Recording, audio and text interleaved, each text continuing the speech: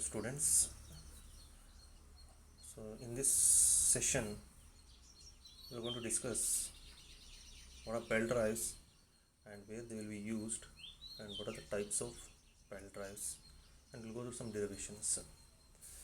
So first, when you talk about mechanical engineering, power transmission is one of the critical areas where you need to show more focus. So when I say power transmission, the power refers to rotational movement of the machine part. So in machine part we'll have two major elements. One is driver, which is the assembly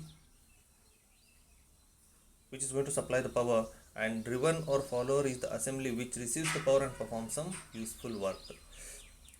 So when it comes to power transmissions, we have n number of methods which are being practiced in the industry, such as we have chain drive, rope drives, belt drives and gear drives.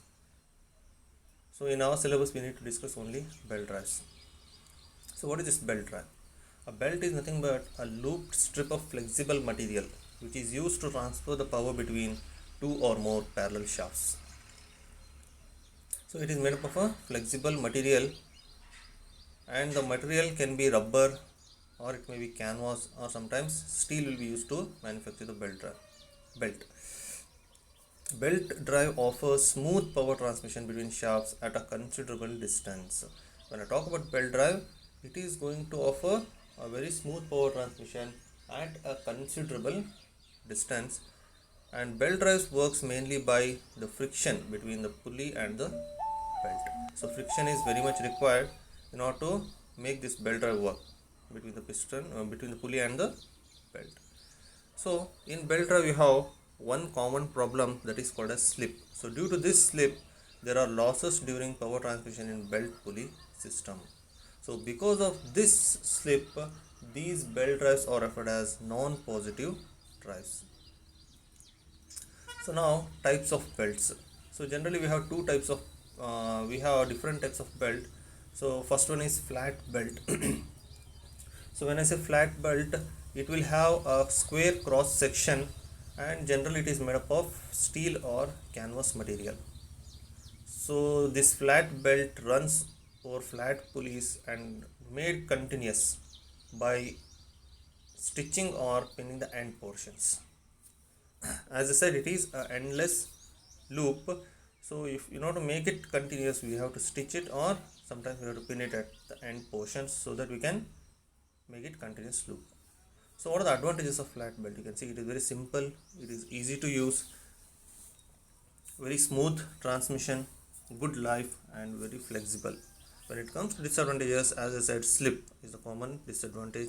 Then it is not preferred for short distance pulleys. When the distance between two pulleys is very short, this flat belt cannot be used, and failure always takes place at the joint. As I said, in order to make the continuous loop, we need to stitch or pin the end portions. So generally this failure occurs at the end portions where you have created the joint. Second one is V belt.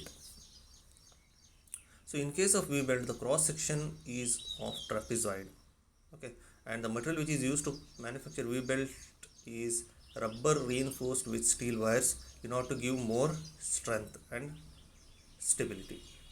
So these V belts run over V grooved pulleys. So generally we use single belt or sometimes multiple belts, to transmit the power. So when it comes to advantages, high power transmission, suitable for short distance, and it is having very good life. As you can see, the flat belts are not suitable for short distance between the pulleys, but here it is useful. And when it comes to disadvantages, it is not preferred for high speed application. So when it comes to V belt, it is not preferred for high speed application where the speed of the pulleys is very high. And one more disadvantage, once the belt gets damaged, it cannot be repaired. So if the flat belt gets damaged, it can be repaired, but when it comes to V belt, it cannot be repaired once it is damaged. And third one is, it is a bit costly. So here you can see the types of belts. So we have discussed flat belt, V belt. So you can see this is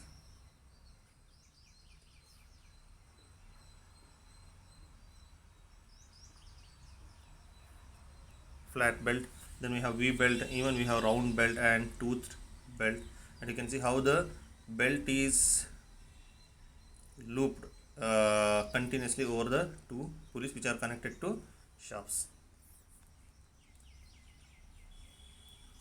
So next is types of belt drives. So we have two types of belt drives. First one is open belt drive and second one is crossed belt drive.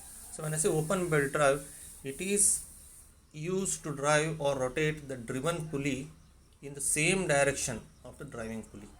So when I say open belt drive, it is used to drive or rotate the driven pulley in the same direction of driver pulley or driving pulley. So here you can see the diagram. In case of open belt drive, we have two pulleys. One is called as driver, another one is called driven. So both will rotate in the same direction. It means the open belt in open belt drive, it rotates the driving pulley in the direction of driven pulley in the direction of driving pulley. And in motion, bottom side of the belt should be tight. So when the open belt drive along with the two pulleys is in motion, the bottom side should be tight one and the top side will be slack one. So if we maintain this, we can achieve maximum area of contact with the pulley by the belt. As you can see, in motion, bottom side of the belt should be tight and upper side of the belt should be slack in order to create maximum area of contact with the pulley by the belt. If we can able to create maximum area of contact with the pulley by the belt, then we can have more power transmission. Then it is suitable when center distance between the pulleys is more. So open belt drive is suitable when the center distance between the two pulleys is more. Then we have cross belt drive. So in case of cross belt drive, it is used to rotate the driven pulley in the opposite direction of the driving pulley. It is opposite to open belt drive. So in case of cross belt drive, you can see we have two pulleys and the belt is moving on over these two pulleys in such a way that the driven pulley is driven in the opposite direction of driver pulley. So you can see pulley rotates in the opposite directions, and if you compare these two, you can see the belt length is larger in case of cross belt drive because it is moving in a cross fashion, whereas in open belt drive the length is smaller. Then you can see more area of belt is in contact with the pulley due to crosswise belt. As you can see here, due to crosswise belt, you can see more area of the belt is in contact with the pulley, which increases the power transmission. So since the belt is moving in crosswise direction, the wear and bending of the belt is a common problem which decreases the belt life. So we cannot operate this cross belt drive at very high speed. So generally we should go for low speed.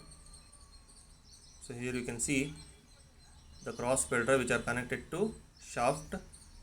So tight side is at the bottom, slack side is at the top, and the driver pulley and driven pulley rotates in the opposite direction.